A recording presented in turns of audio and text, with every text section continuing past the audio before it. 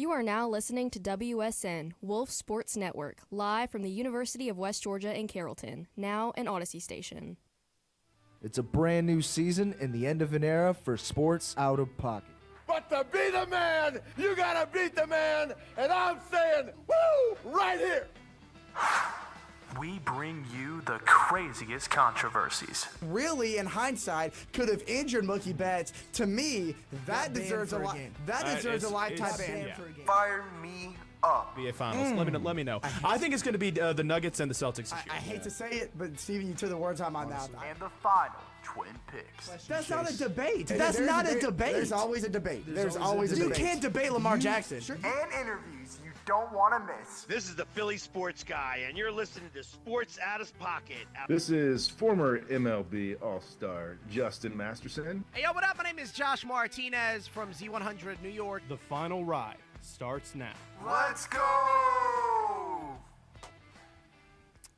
What is going on, everybody? Welcome to another episode of Sports Out of Pocket, and we have had an insane week in sports, especially when it comes to the NBA and the madness that the NBA world is going through. It has split opinions.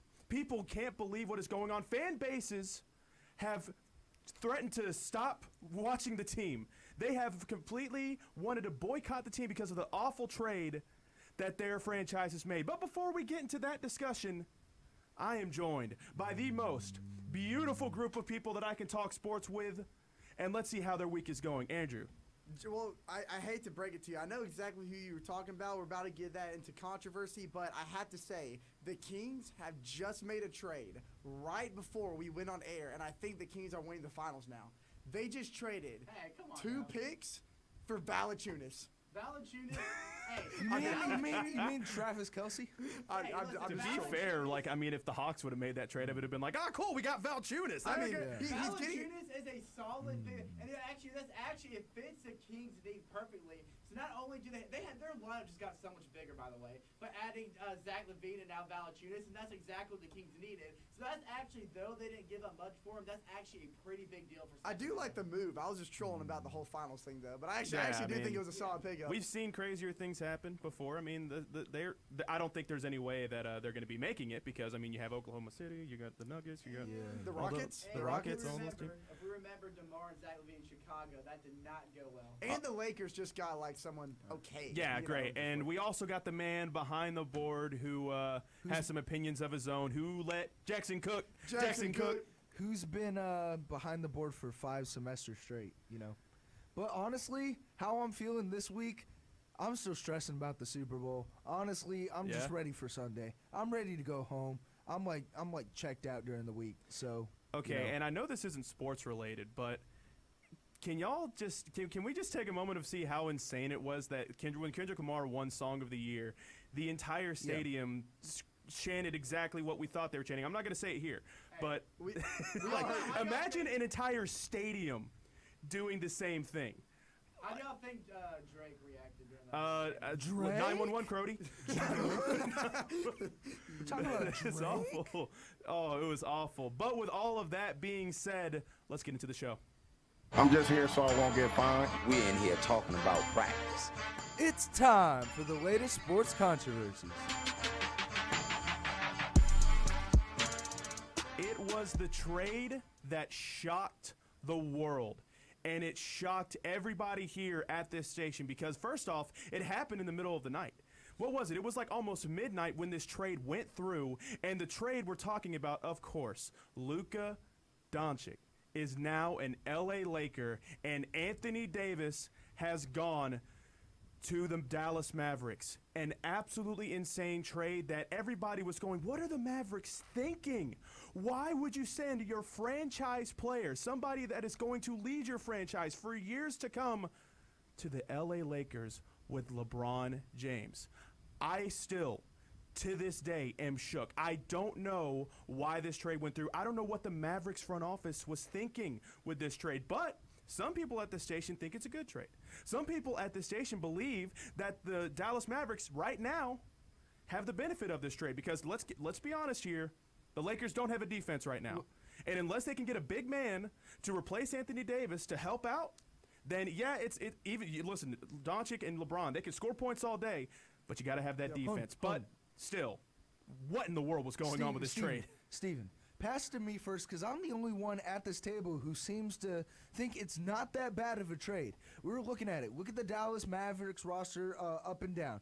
They have Kyrie Irving, they have Klay Thompson, they have Caleb Martin, and they acquired Anthony Davis in that trade, and they still have Daniel Gafford. So, I don't really necessarily see the problem. I understand that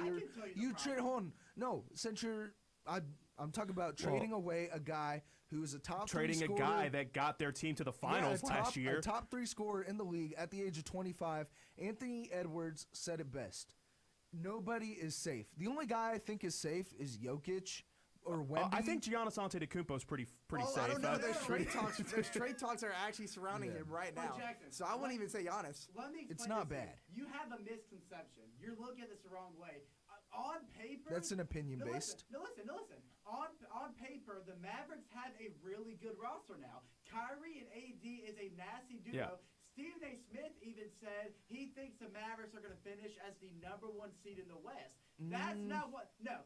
I don't agree with that, but that's what he's saying. A top 3 seed, maybe. That's not what makes this a bad trade. The Mavericks have a really good team now, but what they did was they sacrificed the future of their franchise for a guy that might play 20 games for them. Anthony Davis is already injured. His first practice with the team, he injured his ankle. Yep. That is what they sacrificed their future for, and it is so bad that the ownership of Dallas is refunding Maverick fans for their season tickets that they are trading back in because they don't want to go to the games anymore. If you are getting fans, dedicated fans, your most dedicated fans to give away their season tickets, you screwed up. Fans for the Dallas Mavericks were literally trying to shout out Adam Silver to negate the trade. They hated this. Luka Doncic was their guy. It's like, what's the best way I can kind of He's the best basketball player on planet Earth right now. Yeah. It's like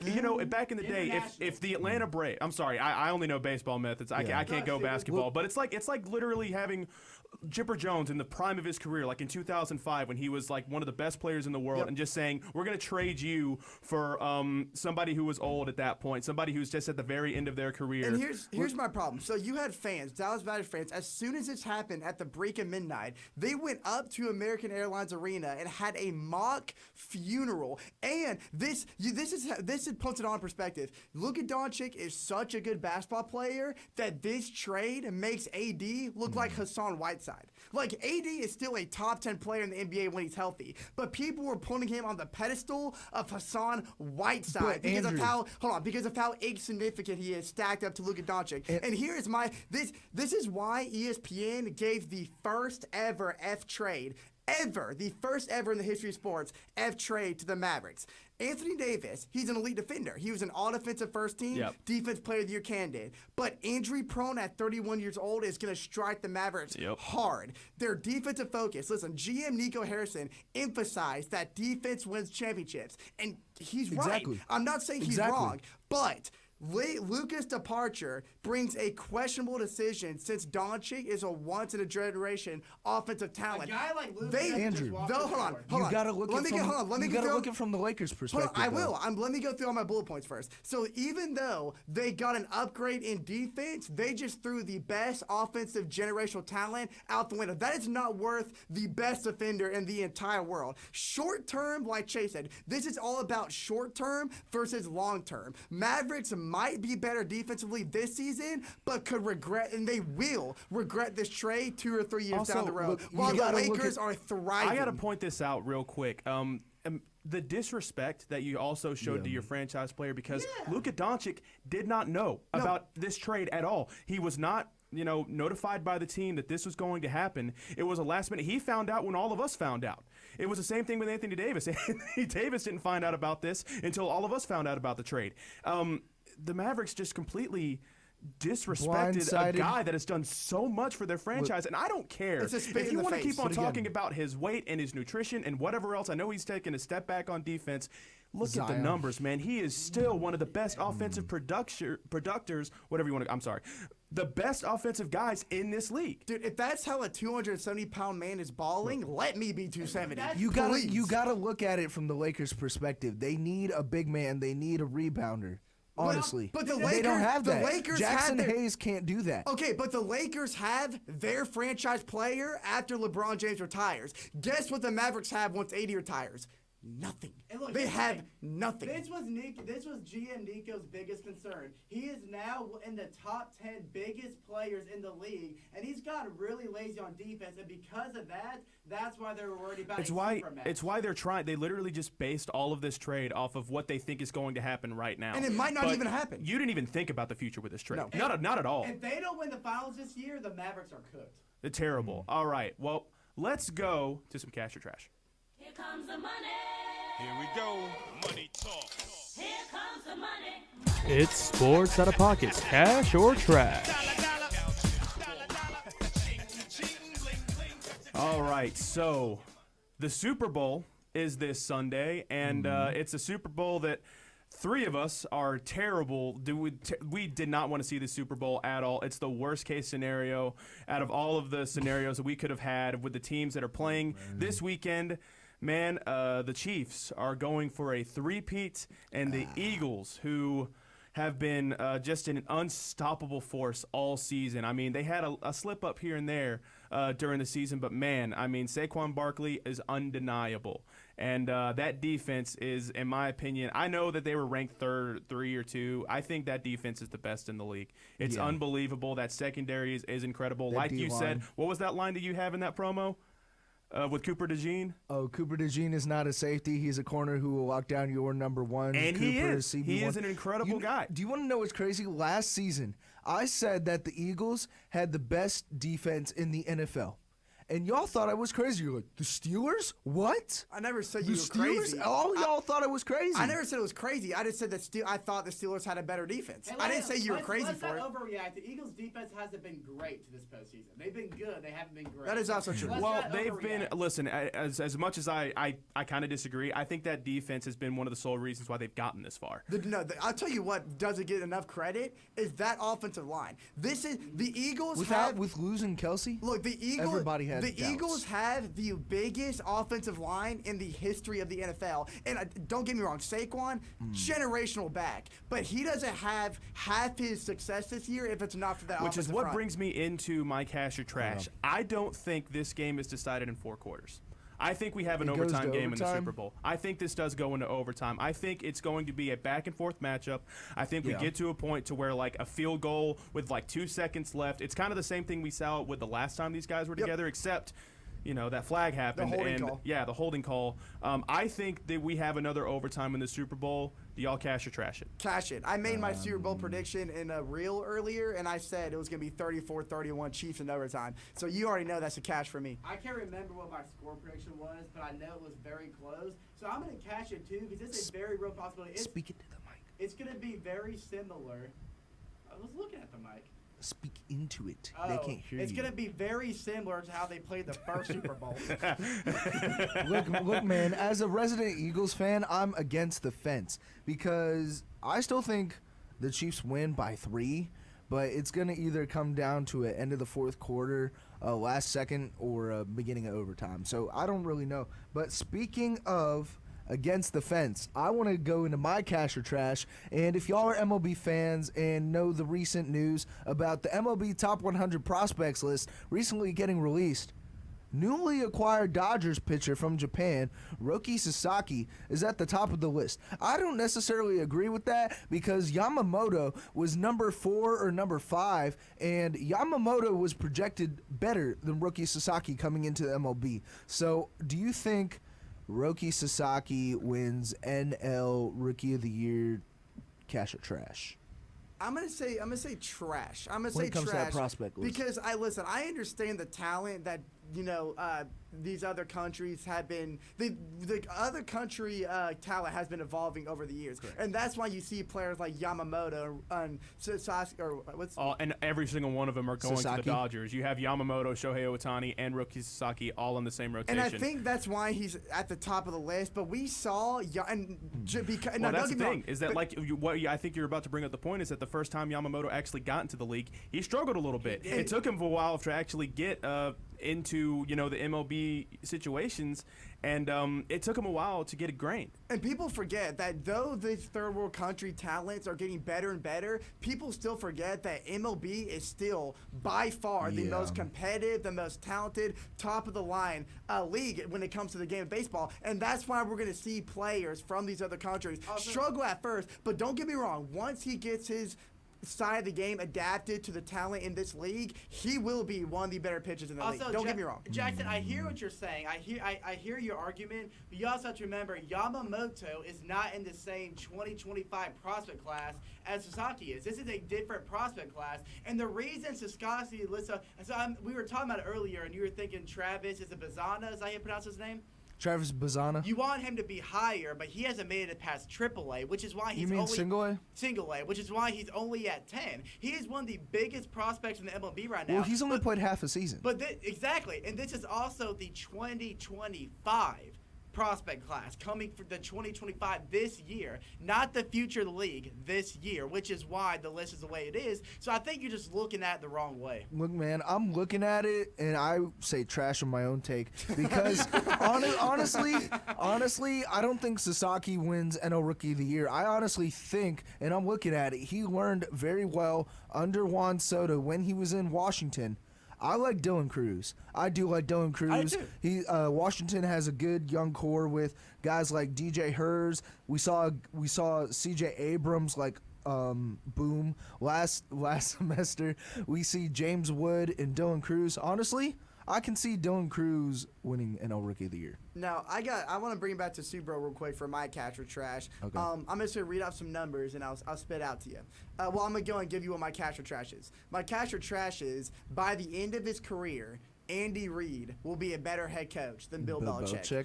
Andy Reid has 301 total wins, including the playoffs, which ranks 4th all time, behind coaches like Don Shula and Ben Belichick and George Halas. But, I mean, these were like NFL championship-era football, so I don't really count those guys. He is the only coach in NFL history to win 100-plus games with 2 different franchises, and this is the first time a head coach has ever made 5 Super Bowls in the span of 6 years. And when you look at coaching and leadership, unlike Belichick, whose roster building struggles post-Brady have been well documented, Reid and GM Brett Veach have maintained a seamless partnership that consistently reloads a Chiefs roster. People don't understand how hard it is to maintain a Super Bowl roster year in and year out, and Andy Reid has been able to do that for 6+ years, and he's coming back next year, so that might make it 7. Y'all think that's cash or trash? I'm going to say cash, and I think the Super Bowl that Mahomes won last year, everyone loves to praise Patrick Mahomes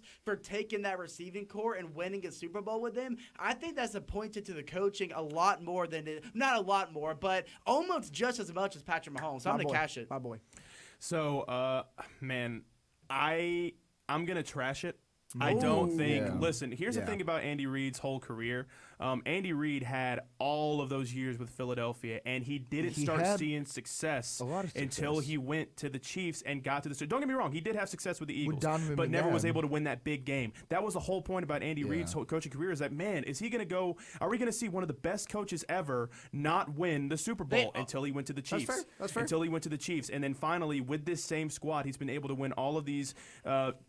Championships back to back. And I tell you what, if he does win this Super Bowl, it's one of the best dynasties we've ever seen in sports. Probably the best dynasty. The best dynasty, maybe in one of the sports history. It's probably in the NFL. It's just the fact that, man, Bill Belichick did it with, the same squad, and he did it for, so many years and was able to see so much success earlier. And, so I don't know. I feel like that's why Bill Belichick gets the nod from me. But Andy Reid, you got to say, he's definitely, it's neck and neck. He's definitely number 2. I respect it. It is close, I will say. Look, man, before we go on Cash or Trash, I'm a big fan of Andy Reid. He had a lot of success that people seem to overlook in Philadelphia when it was the McNabb era, and we had T.O. and guys like Brian Westbrook. Honestly, if Reid had more success early on in his coaching career, I would cash this. Bondaruski. Problem is, I'm going to say trash. Okay. I'm going to say trash. I had a Cash or Split the Trash, difference. but I'm actually going to move it to the lottery, so stay tuned. Yeah. All right. Well, we're going to take a few seconds to show some love to the other shows and the station.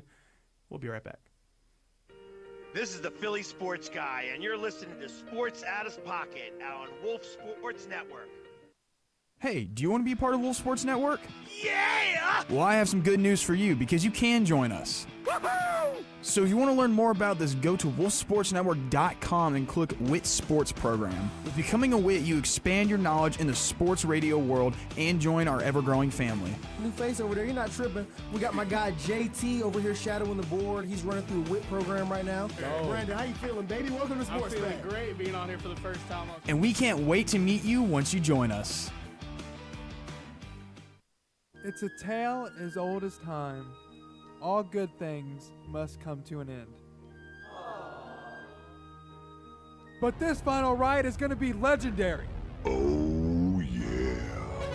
More legendary than this. Is this the dagger? And this. Diggs! Sideline! Touchdown! So be sure to listen to Triple Threat every Friday starting at 11. Only on Wolf Sports Network. Wolf Sports Network is content heaven for a sports fan, but their show Sports Pack is my personal favorite. Sports Pack airs on Mondays and Thursdays from 6 to 7 on Wolf Sports Network, filled with fresh personalities, funny moments, and piping hot takes, along with call-ins that allow listeners to get in on the action. Check out Sports Pack every Monday and Thursday from 6 to 7, only on Wolf Sports Network.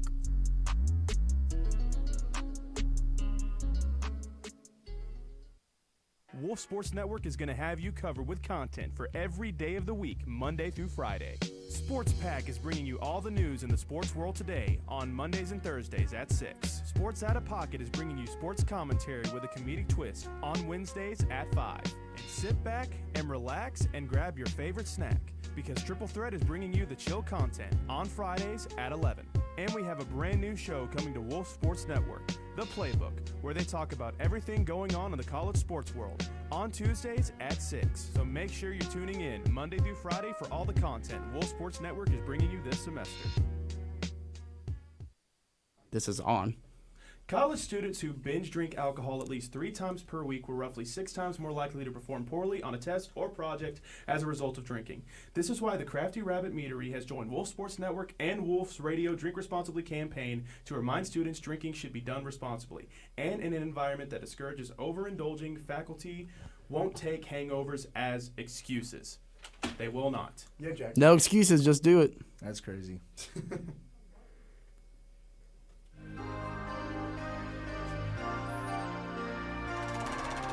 This is Roster Roulette. All right, this is one of our brand new segments here on Sports Out of Pocket called Roster Roulette, where we take 3 players in the history of sport, no matter what it is. It can be college football, it can be baseball, NBA, it can be NFL. It does not matter. And with my Roster Roulette today, I have 3 of the best running backs in college football history. So, my Roster Roulette, start, bench, cut: Derrick Henry, Saquon Barkley, Ezekiel Elliott.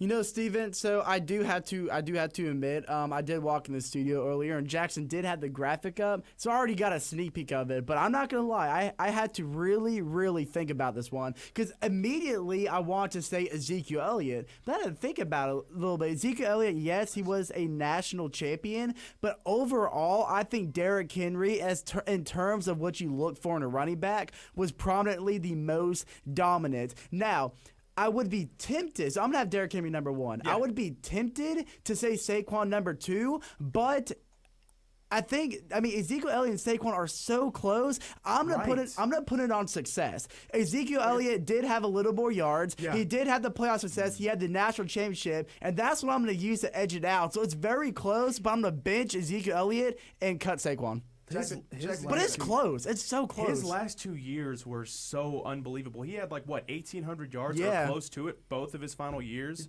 with Ohio State. I mean, he was unbelievable. Andrew, what do you think? Oh, okay. I guess I'll go real quick.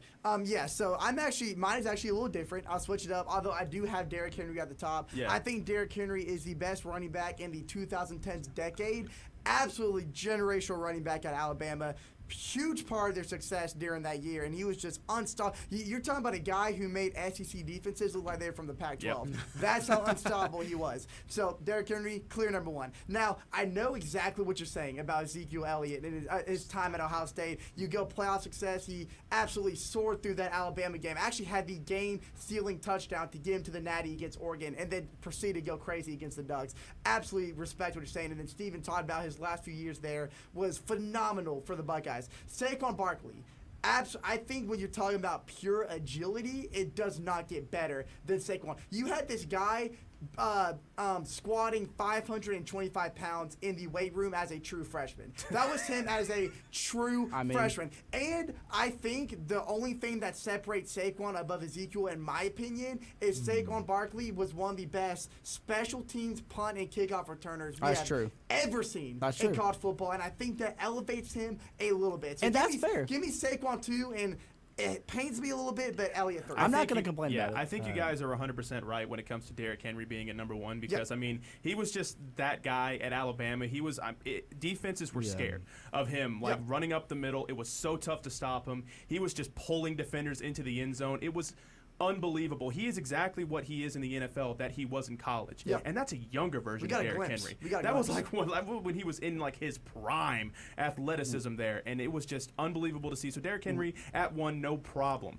I think Ezekiel Elliott's career is what puts him at number 2 for me. I think you see his stats and what he was able to do, and obviously with the national championship, I think it edges out just a little bit. And that's fair. When it comes to That's Saquon the only Barkley. thing I use. I can't argue. You can't. Hey, listen. Either or. You can have Saquon on the bench and Ezekiel Elliott, and I still think it's a good list. I agree. Dude, look, I love Saquon. I loved him at Penn State. I even love him more on the Eagles.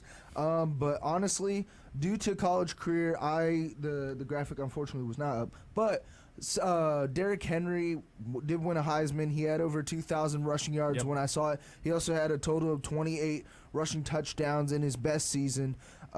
He had 300-something attempts, though.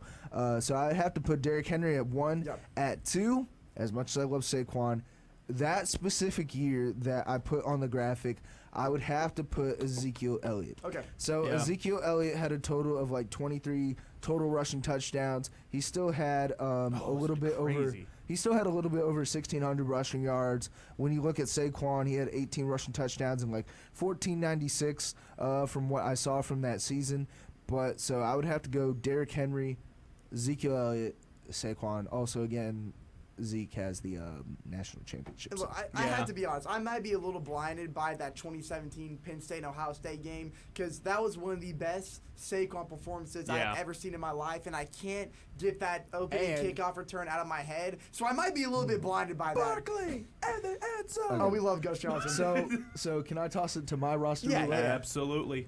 So my roster roulette, with the MLB season coming up, I wanted to bring up MLB MVP seasons from the 2010s, in my opinion, that were the top 3. So we got 2015 Bryce Harper, 2016 Mike Trout, and 2018 Mookie Betts. So it's so difficult when it comes to because we're comparing seasons here. We're not comparing the players as what's right now. We're comparing all of their best seasons. This one is tough. What they've been able to do. I mean, here's the one thing you got to look at, and what's so crazy is look at Bryce Harper's numbers that year. I mean, that's unreal. Having 40-plus homers while also carrying a .330 average is unbelievable. So I look at those numbers, and we're talking season here, right? We're talking season. We're just talking the season. I got Bryce Harper at number 1. For me, I got Bryce Harper because that's absolutely insanity in my opinion. 40-plus homers while also being able to get on base as much as he was able to. I don't know if he was hurt that year. I don't know if it was shortened. But that's unbelievable numbers for Bryce Harper. I don't think it was short numbers, Steven. Mookie Betts in his prime with the Red Sox is so unbelievable. He was just the guy that carried that team in 2018. A leader, and he still is one of the best players in the game. That MVP season was incredible. And also, man, Mike Trout, when he was in 2016, and God bless, man, he was with the Angels, and if he was just able to have at least a decent team surrounding him. Only one playoff appearance, and it was a quick wild card exit. You just wish they had him one better. of the best records this season. I still want to see Mike Trout in October, so I guess off of respect, and he was still able to get 100 RBIs that season through a 315 batting average. I'm going to bench Mike Trout, and I'm going to sit Mookie Betts. Okay, so I'm going to quickly agree with you about 2015 Bryce Harper because you said it. I mean, I'm looking at Mookie's bets side by side. Mookie had a 346 average.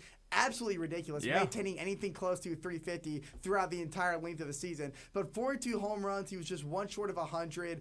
And I think what you said it right. That's 42 home runs with a 330 average carries it. Now, this was the era where the Nationals ran the NL East. Every time the Braves played Bryce Harper, you had to expect a home run because you knew it was coming. And this was you also had Jason Worth on that lineup. Yes, too. and I love Strasburg. I love Jason Worth. All the Nationals lineup was unbelievable. Yeah, and that rotation. And that insane. wasn't the team that won the ring. No, which is crazy. They won it right after Harper left, which is wild. But no, Jason Worth's walk-up song, absolutely iconic. But this was also the same year. Speaking of iconic, you had the iconic Bryce Harper home run in the postseason that just erupted Nationals Park. One of the best Bryce Harper moments ever. Now, I saw easy number one for me. Steven, this is where I disagree with you, though. Yeah, you got Mookie Betts. I'm going to put Mookie Betts. Yeah, and you, like you said, out of respect, and you're probably 100% right about that, because, I mean, Mike Trout, you can argue him to be the best player of the 2010 decade. He is. It's just absolutely phenomenal. 2016 MVP season, 315 average, still ridiculous. 100 RBIs with 30 stolen bases. That was incredible as well. But what sets me apart, and I know offensive reigns when it comes to MVPs, but Mookie Betts was one of, if I'm actually not going to say the best outfielder in the entire MLB that season. I remember every time I'd open up the Instagram app on MLB's page, it was always some incredible outfield catch he had in right field in Fenway Park the entire season. Now, here's the thing. I think I can argue for the fact that Mike Trout had some good defensive plays, too. I mean, do we not remember? He has one of the best home run robberies It's Mike Trout. It's Mike Trout. I'm gonna say this. I completely agree with y'all with Bryce Harper at number one. I think that's a clear number one. That was the beginning of his villain arc right there. That was it dated back way before that. No. For me, listen, buddy. That was a Mike Trout that I could have slapped in the face if I saw him in public. Trout? Dude. I mean, Bryce Harper. I was like, you don't slap Mike Trout. No. I would kiss Mike Trout if I saw him in public. But so I completely agree with y'all for Kiss his Trout. But Mookie Betts, I was going to say exactly what Andrew said. I think, though Mike Trout was a dog in center field, Mookie Betts, and I remember specifically the World Series, he had one of the best diving catches and one of the most electric celebrations I think I've ever seen. The glove was halfway off his hand. Yeah. Listen, it's unbelievable. Also, man, I guess maybe like there's a little bit of hatred when it comes to the Mookie Betts, just because you remember that COVID year where he had two robberies against our team. Of course I do. The whole series, man. Mookie Betts is still one of the kindest human beings, and I would actually love to meet him in real life. He is incredible, an incredible player. He is. But man, that COVID year. It's in the back of your head, I guess. Since this is my own roster roulette, I wanted to bring this up. And the reason why I brought this up, again, the MLB season's approaching. We have 50 days. Right. So at the start, I'm going to have to agree with all of you. 2015, Bryce Harper, he did win a Gold Glove and also won a Silver Slugger that season. 330 batting average, 42 homers, 99 RBIs. I believe the Nationals reached the NLDS that season. I could be wrong. They did. You had guys like Rendon. You had guys like Jason Worth, Mike Morse in that batting lineup. And this is where I side with Andrew.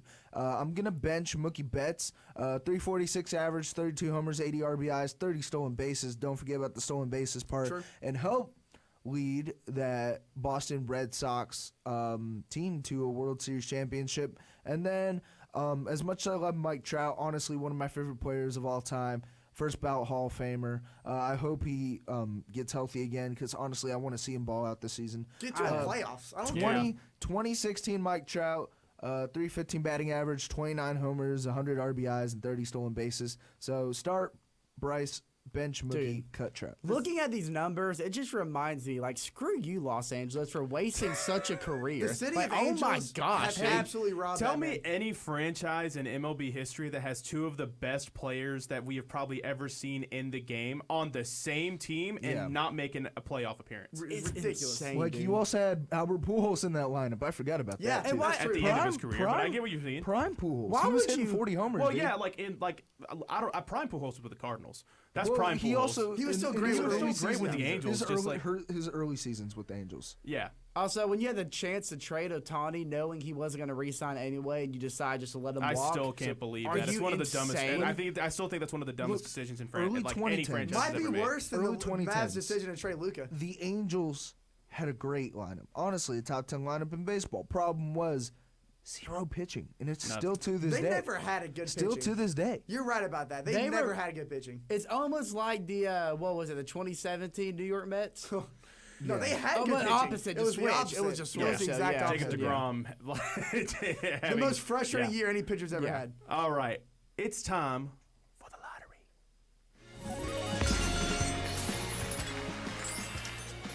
With the first pick in the 2023 NBA Draft, the San Antonio Spurs select. This is the lottery.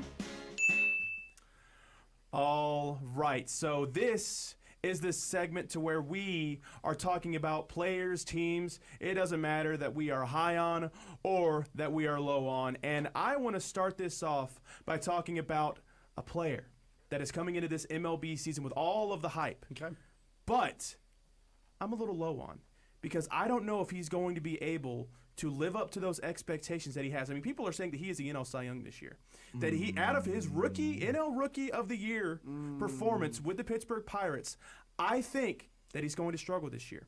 I'm not saying that he's going to be terrible. I'm not saying that his ERA is going to reach up to 4 or whatever else. He's still going to have high strikeout numbers, and he's still going to be a great pitcher in this league, but I just don't think he's going to have an MVP-type season. I'm talking about Paul Skeens. Now, I feel a little attacked because on Dinger Dudes, our own baseball podcast, I Make sure picked to Paul go follow Skeens. on Instagram, subscribe on YouTube, you know. Yeah, I picked Paul I picked Skeens. Blake Snell, but I don't know if I don't even have faith that he's going to pick. Dude, I said, honestly, I said Zach Wheeler. Yo, can we? I said, Zach Wheeler's it's so good, finally man. going to be his year. By the way, can we get Whisper Steven back? Like that Whisper whisper, that lottery whisper made me feel some kind of way. Paul Skeens. But whoa, That was terrible. Hey, See, that made me feel the opposite. If you said Livy Dunn, Age would be jumping out of the seat over here. Livy Dunn. dude. Speaking of, Duval. Speaking of, but yeah, to your point, and now you could take into equation that sophomore slumps is a very real thing when it yes, comes to baseball. we saw it with Corbin Carroll. We saw it with Corbin CJ Carroll. Stroud. CJ Stroud. I know that has nothing to do with baseball. And I know it's not a sophomore drought, but I mean Julio Rodriguez had a Yeah, horrible he year did. last year. It didn't pick up until like the last 2 months of the Technically, season. you could say Strider had a sophomore Stroud because Well, he didn't play. because his arm Because he decided didn't play, yeah. But yeah, so, and I think there are concerns that he's still young, and there is a lot of concerns about he can throw the ball ridiculously fast. I mean, one of Yes. the hardest throwing pitchers in the And league. he mixes that in with some really good off-speed stuff But as well. one of the biggest concerns of his rookie season, though he outright won the Cy Young, was that he had a little bit of control issues when Yeah. it came to some of those Whoa. faster pitches. And I think for a sophomore guy who's going to be looking to improve I his don't think control so. on some of the off speed. For his fastball, I've never seen a fastball that quick in his location. His be No, that I'm quick. talking, Breaking I'm ball? talking about for his off speed pitches. His breaking ball is ridiculous. I'm talking, no, and you're right, but I'm talking about for It's his ridiculousness. His off-speed location was a concern when it came to his rookie season, statistics, and I think for a guy in his second year that's going to be looking to hone in on the location for his off-speed pitches, it might take him a little bit to get equipped to how an actual Cy Young pitcher would. Andrew Chase, cash or trash on his Skeens. Well, it's not cash or trash. It's, just lottery. lottery. Ben, can I go next? Do you agree with it? I do agree with it. Yeah. I actually, Even though I did pick him to win.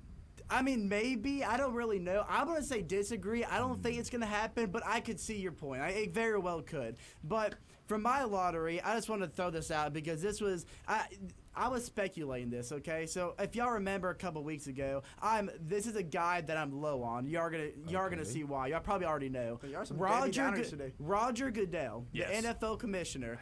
Yeah. A couple weeks ago, You're low on the commissioner? I am. Who is it? Okay. Who is it though? You're right. Who There's a is reason it? he gets booed at the podium. But it just baffles me here because a couple weeks ago he came up with the idea of, hey, wouldn't it be cool if we had 18 games in the NFL? And then he said nothing else. And everybody was kind of sitting there like, that's weird. Like, who wants that? So, and he was like, the NFL will love it. The fans will love it. That's a great idea. And then praise the Lord for Lloyd Howell Jr., the NFLPA Association Executive Director. That's My what gosh, that's what a title. That's what I do here. That's literally what I do here. He barked back at Roger Goodell today, and he said, no one wants this, Roger Goodell. I don't know what popped into your mind. He said 17 games is also so lengthy that you're still dealing with injuries into the next season. I don't know what went in your head, Roger Goodell. No one asked for this. I can tell you what 18 is going to be, unless somehow we have a scenario to where two teams are fighting for that playoff spot, for like the last playoff spot.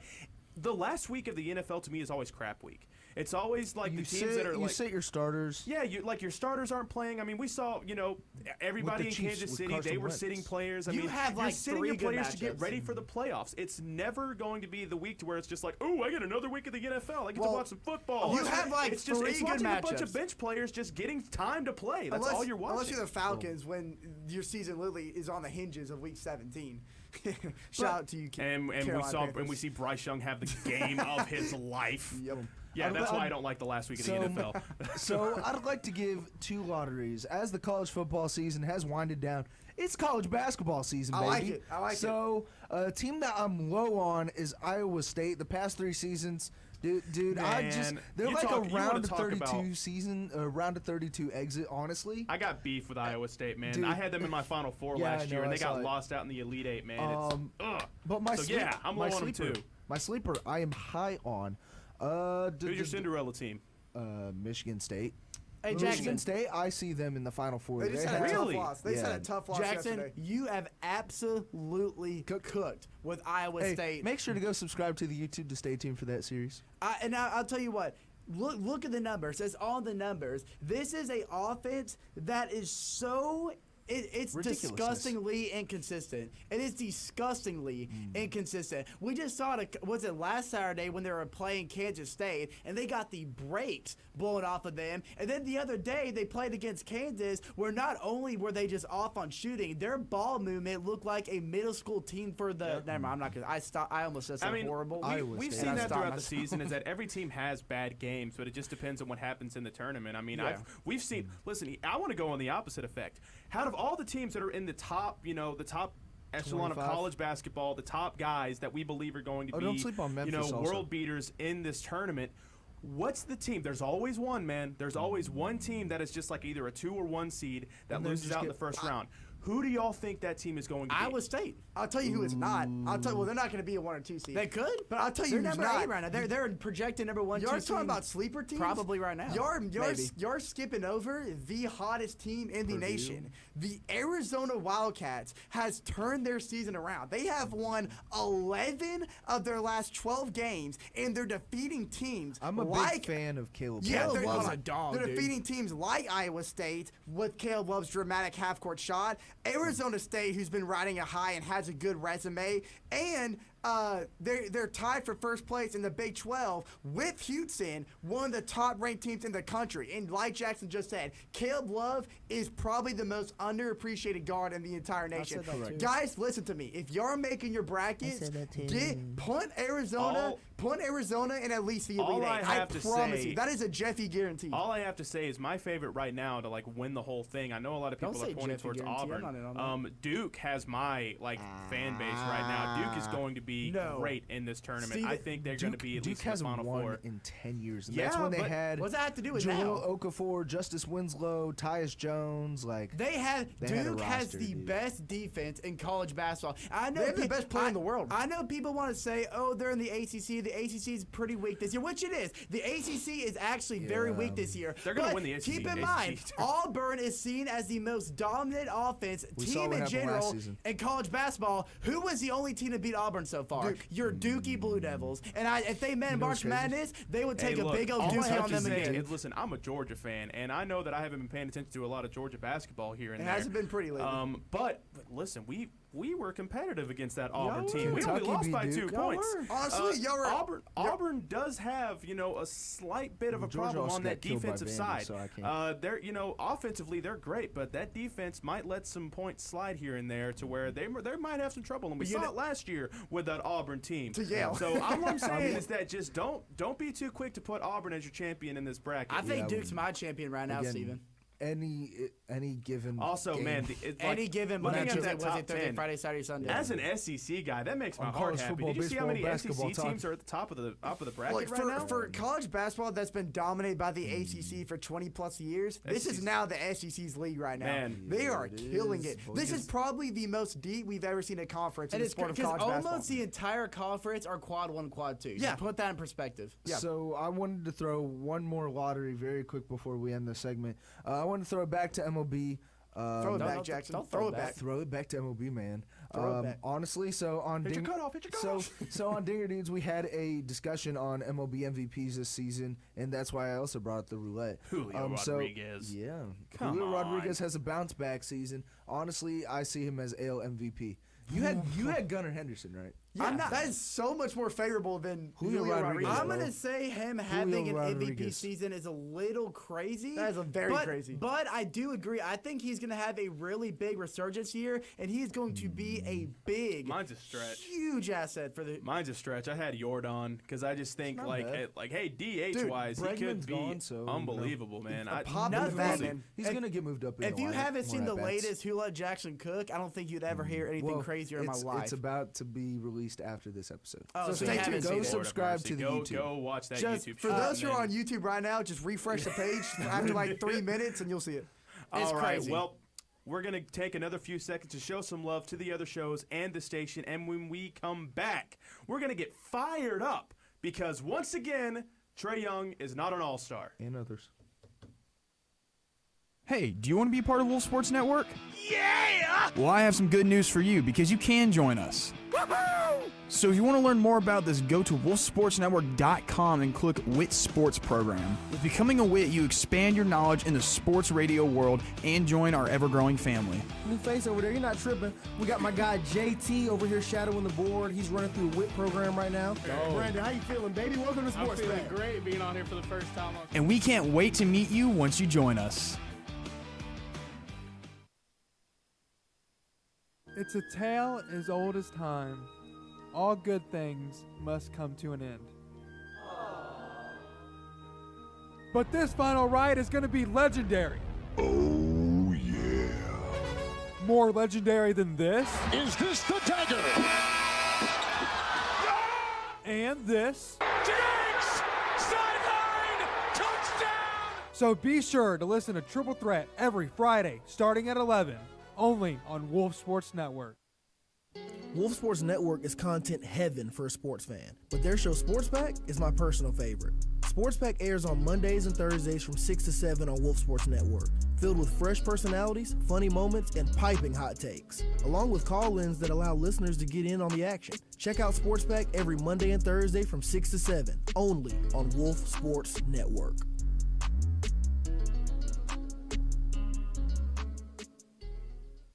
Well, first we were a podcast, to Wolf Sports Network's newest podcast. Then we turned into a live show. Welcome back to episode 2 of the Triple Threat live show. And this semester is our final ride. But don't worry, we're not going to stop with the action. From our debates in triple play and the best snake drops across the nation. Dude, that's everybody's Guess who's going first as my tight end? Brock Bowers. You don't want to miss out, so tune in every Friday from 11 to 12, only on Wolf Sports Network. This is former MLB All-Star Justin Masterson, and you're listening to Sports Out of Pocket on Wolf Sports Network. I am having a very bad day. I am in no mood. This is one of the worst days that I've had in a long time. Fire me up. And boy, oh boy, do I have a reason to be ticked off right now. How about I read you some stats, ladies and gentlemen? How about 23 points average per season? We also have 11.5 assists average per season. A double-double average, and that is still not good enough for an all-star appearance. And I know we have other players that we have to talk about because LaMelo Ball also not an all-star, which is also ridiculous. Sabonis. But I got to talk about the team that I root for and my hometown guy, Trae Young, who is up there with guys like John Stockton, who is averaging so many assists per the season, and still NBA looks at that and goes, no, not good enough to be an all-star. I don't understand it. I don't get it. I don't know what it's going to take for Trae Young to make an all-star game. So I'm very close with Trae Young. I don't know if y'all saw the latest reel, but yeah. I actually asked Trae Young to come sit in Sean's chair. Shout out to Sean Isaac. And he did. And express his frustration. Trae Young leads the entire NBA in assists per game, like Steve just said. He's ahead of the Joker on total assists this year by 53. Now, mind you, there is a what do you mean no one cares about assists? That's dumb. Jackson, no. That's dumb. Assists don't make you an all-star. That's a dumb statement. Trae Young has stepped into more of a Steve Nash role, and guess who is a constant all-star? Steve Nash. And hold on. He was an assist machine. Now, Trae Young, there is a 53. I don't know if you really understand me here. A 53 assist margin between Trae Young and Nikola Jokic. And Trae Young even said on Twitter after he got snubbed, it's not even getting snubbed anymore. It's getting trade. And we saw it last year when Trae was a snub. It lit a fire under him. One game after Trae Young was a snub, there is a fire lit under this man. He is on a mission to prove to the league once again that he's the most disrespected star in the league. Look, man, I said that assists alone don't make you an all-star. But do you want to know what does?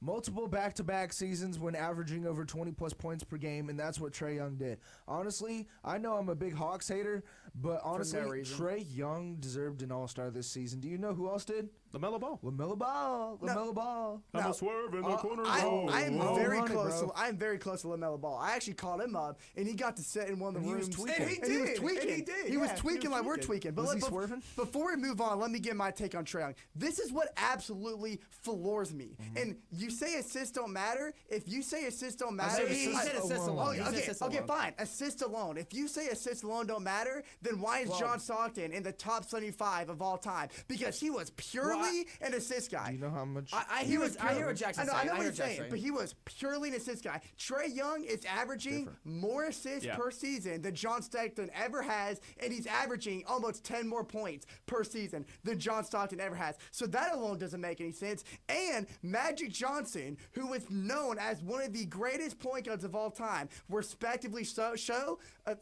Trae Young is putting up better numbers than Magic Johnson ever has in his entire career. Now, obviously, Magic Johnson had a little upper hand in rebounding because he was so tall, but so, whatever. Now, Trae Young, like Steven said, he is globally ranked 33rd all time when it comes to assists. He is so. Now, the one thing that floors me again is his 30 points and 10 assist games. He just passed Russell Westbrook about 2 months ago for most 30-point, 10 assist games. Do you know who he is? He is 24 games.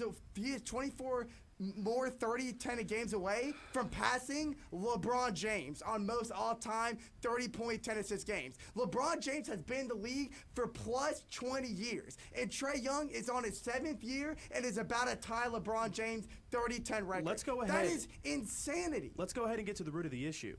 It's not about stats anymore. It's not about how many voting. points you score in a season anymore. It's not about being one of the most productive guys in the sport. It's a popularity contest. It is. It's about we want the fans to see who they want to see in the All-Star game. It doesn't matter what you've done during the season. It doesn't matter if you spent so much of the season, like LaMelo Ball, being one of the guys, the top scorers in the league, and still not get an All-Star appearance. It doesn't matter because you're not a fan favorite. And I like the fan voting. I absolutely love the fan voting because it gets it more involved. But you cannot have 50% of the fan votes influence the decision. That's the thing. That is stupid. Well, Sabonis leads the league in rebounds, and rebounding is a big point of the game. Sabonis is one of the best big men in the league. I wouldn't even really cared if Sabonis was at least a reserve, but to not have him in the All-Star game is absolutely insanity. These fans don't care about Sabonis. They want Victor Wembanyama. They want Giannis Antetokounmpo. They want Nikola Jokic. No one wants Sabonis, and it's sad. Deserve it and over it's sad. Sabonis? Who? Alperen Sengun, and you know what else I is respect crazy? it. We have What? we have DeMontis Sabonis running our TriCaster right now. Dude, there he is. Yo, Domantas Sabonis. I don't think his voice is that deep.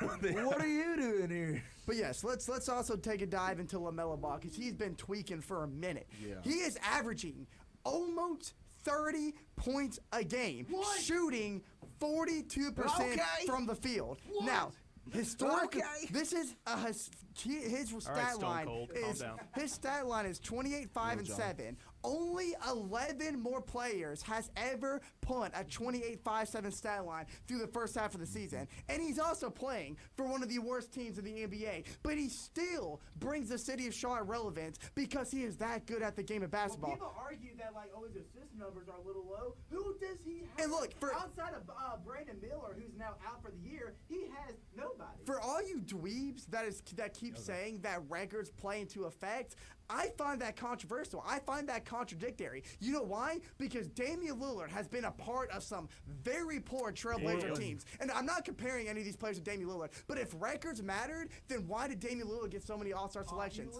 It's a popularity. Okay, these are the same fans that voted Zaza Pachulia into the All-Star game. These are the same fans who wanted who's currently in the NBA dunk contest outside of Mac McClung, Good who's night, great. dude. But the other three, Let's also talk about the fact that the dunk contest is just there's no point in it anymore. The NBA All-Star game sucks. It's has- horrible. Hey, It's again, horrible. we They have discuss- tried so many ways to try and get the fans interested into the All-Star game. I'm not going to watch it. See, I do don't you care. remember- Do you remember yesterday when we were watching the Cavs halftime show? Tell me that was not better. Tell me that was not better. Yeah, you were okay. What were Jason just talking about? Just in case anybody didn't catch that, we were watching a Cavaliers halftime dunk show. On YouTube the other Like day, last and week. just it was just these two guys that you've never heard of before, and some of the dunks that they were pulling off. Go watch it on YouTube. It's a Cavaliers halftime dunk show. Unbelievable! It is way better than like the last 3 dunk contests alone. It cleared it. It was Derrick so Jones much Jr.? better. I'd say it's better than the dunk contests right after the Zach LaVine and Aaron Gordon dunk contest. Everything after that's been garbage. Yeah, straight up. Like, dude, honestly, ever since the Aaron Gordon and Zach LaVine dunk contest, we haven't seen. I mean, we saw one kind of like Aaron Gordon was going up against the Miami Heat. 2017 was okay. I can't remember what Derrick Jones Jr. Derrick Jones Jr. We had that dunk contest to where there was a controversial. Aaron Gordon should at least have one dunk contest championship. And when John Collins absolutely flopped. He took fly and absolutely crushed the plane. It's That was awful. hilarious, dude. It's I love you, John. yeah, the All-Star weekend for the NBA. I'm sorry, it's just turned into a joke. Yeah. Absolute joke. But you know what's not a joke? Sports out of pocket. And before we go, because I didn't do this earlier, in a recent survey, almost 53% of full-time college students ages 18 to 22 drank alcohol in the past month. This is why the Crafty Rabbit Meadery has joined Wolf Sports Network and Wolf's Radio Drink Responsibly campaign, reminding you that there is no drinking under the age of 21. You heard that, guys? Don't tell him what to do, Steven. Never drink and drive. Don't do it. Be responsible. Okay, I won't. Don't drink and add I food won't. and water when you drink, so you don't end up texting your ex, which means know your limits. All right. Yeah, Chase. Now that we've gotten all of that out of the way, sports out of pocket. That is the end of what we have today. Make sure that you are tuning into the other shows we have this week. Tomorrow we have Sports Pack. 6 to 7 p.m. I'm sure it's going to be an incredible show because it always is. You know it is, man. It always is. And then on Friday, please sit back, relax, grab a snack, and let's have a chill day because Triple Threat is bringing you that great content at 11 a.m. on Friday. And next Wednesday, we're back, baby, on Wednesdays at 5 every week and for the last semester. So you're not going to want to miss a single second because It's gonna at be the end a of the semester, you're Valentine's not going to Day see episode. me or the twins' beautiful faces anymore.